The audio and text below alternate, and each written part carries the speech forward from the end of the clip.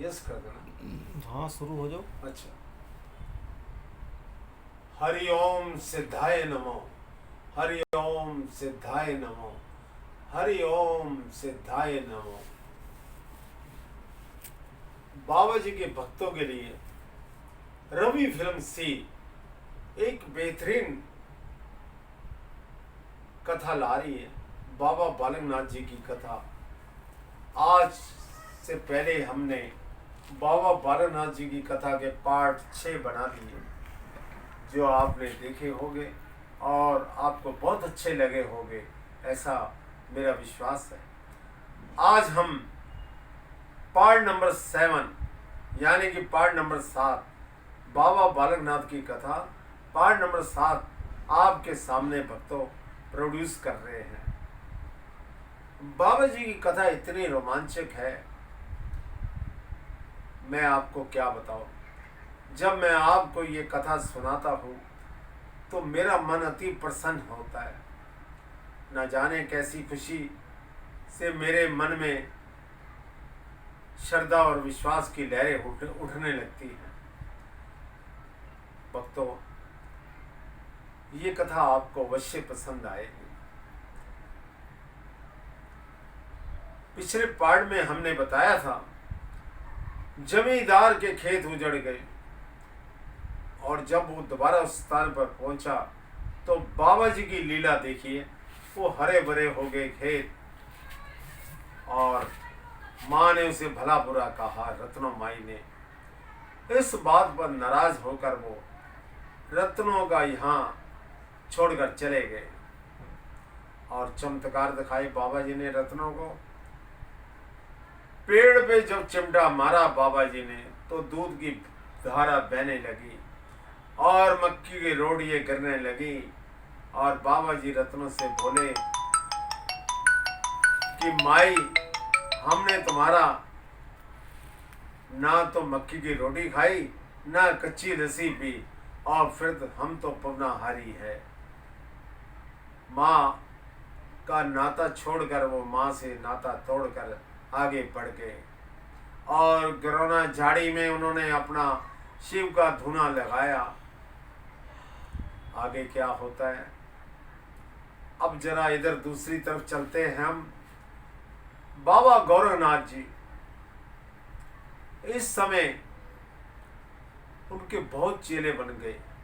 365 चेले बन चुके थे। लाहौर का युवराज पूरनमल, उज्जैन के महासम्राट भरतरी जी और ओगरनाथ जी, ये 3 प्रमुख शिष्य थे उनके। और तीनों ने दिल लगाकर मन लगाकर बाबा गोरखनाथ की सभी शिक्षा दीक्षा को ग्रहण किया और ये तीनों संसार में अमर हो गए। गोरखनाथ जी को बार बार स्वप्न में माँ ज्वाला जी दर्शन देती थी और कहती थी, बेटा आओ, मैं तुमसे मिलने को उत्सुक हूँ। एक दिन गोरखनाथ जी ने अपने शिष्यों को बुलाया और कहा कि शिष्यों, हमें कई दिनों से माँ ज्वाला जी बुला रही है, स्वप्न में दर्शन देती है और हमें बुला रही है और अब हम रुक नहीं सकते, हमें जाना ही होगा। शिष्यों, माँ ज्वाला का मंदिर हिमालय पर्वत पर है। बड़ा ही जोखिम भरा रास्ता है, ये कठिन यात्रा है। घबराना नहीं, इसके लिए पूर्ण रूप से तैयारी कर लो, मानसिक और शारीरिक। शिष्य बोले, गुरुदेव, हम हर तरह से तैयार है और आपके साथ चलेंगे इस यात्रा पर। हम भी माँ ज्वाला जी के दर्शन करना चाहते हैं और हमारा बहुत बड़ा सौभाग्य है गुरुदेव, आप हमें अपने साथ लेकर जा रहे हैं। ठीक है शिष्यों, कल प्रातः सूर्य उदय होते ही हम ज्वाला माँ के लिए प्रस्थान करेंगे, उनके दर्शनों के लिए। और अगले दिन ही गोरखनाथ जी अपने 365 चेलों को लेकर ज्वाला जी के लिए चल पड़े। आज उस हिमालय पर्वत के अंग को आज हम हिमाचल कहते हैं। किसी समय वो पूर्ण हिमालय का एक हिस्सा था, लेकिन आज 40-50 साल से हम उसे हिमाचल बुलाते हैं। ये जानकारी देना भी बहुत आवश्यकता मेरे लिए। जब वो हिमालय की यात्रा पर तैयारी करते हैं, चलते हैं, कठिन रास्तों से होते होते एक दिन वो हिमालय के बड़सर नामक स्थान पर पहुंचते हैं। भक्तों, ये बड़सर नामक स्थान जहाँ गोरखनाथ पहुंचे इतना रमणीक और सुंदर था। गोरखनाथ ने अपने चेलों से कहा कि आज रात को हम यहीं विश्राम करेंगे और कल प्रातः माँ ज्वाला जी के दर्शनों के लिए प्रस्थान करेंगे। और उस रात उन्होंने बड़सर के अंदर ही विश्राम किया। सुबह चेलों को कहा जाओ और भिक्षा मांग कर लाओ। जब वो गांव में गए तो सब ने उनको भगा दिया। कहने लगे हम गोरखनाथ के शिष्य हैं। कहते हम नहीं जानते गोरखनाथ को। गांव वाले बोले हम तो एक उस जोगी बालक को जानते हैं जो शाह तलाई में शिव का धूना लगाकर बैठा है और उससे बड़ा कोई शिव का उपासक हो ही नहीं सकता। और फिर वो बालक जन कल्याण करता है, हर तरह की चमत्कारिक शक्ति का स्वामी है वो।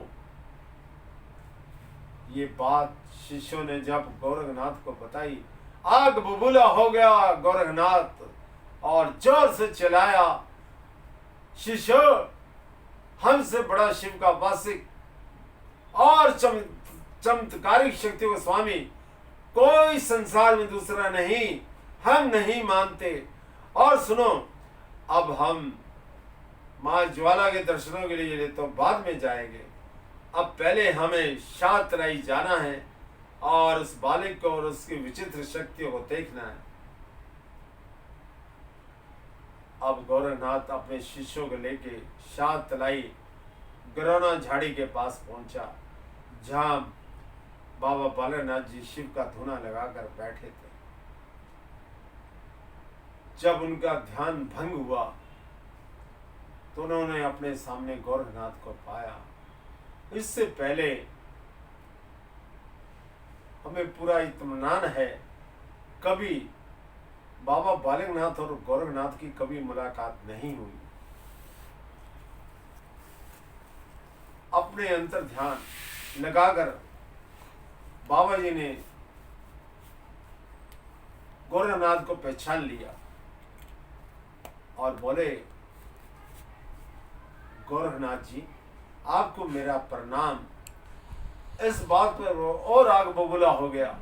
कहना प्रणाम तो बाद में स्वीकार करेंगे बालक, पहले ये बता, सुना है कि तू शिव का सबसे बड़ा उपासक है और कई प्रकार की शक्ति का स्वामी है, दिखा अपनी शक्ति हमको भी और हम भी तो जाने। हाथ जोड़कर बाबा जी खड़े हो गए। गोरखनाथ जी मैं तो एक साधारण बालक हूँ, मेरे में कोई शक्ति नहीं, मैं तो शिव का एक छोटा मोटा उपासक हूँ। बस ज्यादा बातें मत कर, अपनी शक्ति को दिखा। दुनिया वाले तो यही कहते हैं, हम तेरी चमत्कारिक शक्तियों को देखने के लिए बड़सर से आ रहे हैं और तुझे कुछ भी मालूम नहीं। मैं और मेरे चेले भूखे और प्यासे हैं, इनकी भूख और प्यास को मिटा। क्या तू अतिथि सत्कार करना जानता नहीं? बालानाथ जी हाथ जोड़कर विनम्र होकर बोले, गोरखनाथ जी मैं तो दूधाधारी हूं, मैं दूध से आपकी और आपके 365 चेलों की तृप्ति कर सकता हूं, मुझे आज्ञा दीजिए। गोरखनाथ बोला, ठीक है जोगी बालक, तू दूध से ही हमारी तृप्ति कर। बाबा जी औसड़ गाय के पास पहुंचे और बोले, माँ गोरखनाथ और उसके 365 चेलों की मां तृप्ति कीजिए दूध से। आज मेरी लाज मां तुम्हारे हाथों में है। औसर गांव गाय ने दूध दिया। बाबा जी कमंडल लेकर गए, भर गया। गोरखनाथ जी के पास पहुंचे। श्री गोरखनाथ जी, ये लो, दूध का सेवन करो। और गोरखनाथ बोला, ऐ बालिक, इससे तो हमारा एक छोटा शिष्य, एक छोटा जोगी, उसका पेट नहीं भर सकता। आप सेवन तो कीजिए। बाबा जी बोले, और एक के बाद एक कमंडल में दूध भरता गया और वो देते गए। ये चमत्कार देखकर गोरखनाथ बहुत अचंभित हुआ और प्रसन्न भी हुआ। कहता, जोगी बालिक, हम तुम्हारी भक्ति से अति प्रसन्न हुए। तूने हमारा और हमारे 365 चेलों का भर पेट दूध से सेवन कराया, बहुत खुश है। कहते, जोगी बालिक, क्यों ना तू हमारा शिष्य बन जाए। इससे क्या होगा, तेरा नाम भी रोशन होगा और हमारा नाम भी रोशन हो जाएगा। जोगी बालिक हाथ जोड़कर खड़ा हो गया। गोरखनाथ जी, मेरे गुरु तो एक ही है, गुरु दत्तात्रेय जी, और एक गुरु के होते हुए मैं दूसरा गुरु कदापि नहीं बना सकता। गोरखनाथ क्रोधित हुए, यानी बालिक, शिष्य तो तुझे हमारा बनना होगा, प्यार से, यहाँ जबरदस्ती। और सुन, अब सूर्य अस्त होने को जा रहा है, अब हम जा रहे हैं, कल फिर आएंगे लौटकर और विचार कर ले और हमें अपना गुरु मान ले। और ये कह के गोरखनाथ अपने चेलों के साथ चला गया। अगले दिन फिर पहुंचता है। क्या सोचा बालिक तूने? गोरखनाथ जी, जो कल मेरा फैसला था आज भी वही है और हमेशा वही रहेगा। मेरे गुरु गुरु दत्तात्रेय जी संसार के सबसे बड़े गुरु है। उन्होंने हर तरह की शिक्षा दीक्षा, शास्त्र, पुराणों का अध्ययन मुझे कराया।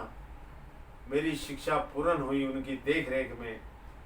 तो एक गुरु के होते मैं दूसरा गुरु कदापि नहीं बना सकता। जो कल मेरा फैसला था आज वही है।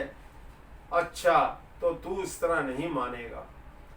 शिष्यों, क्या देख रहे हो?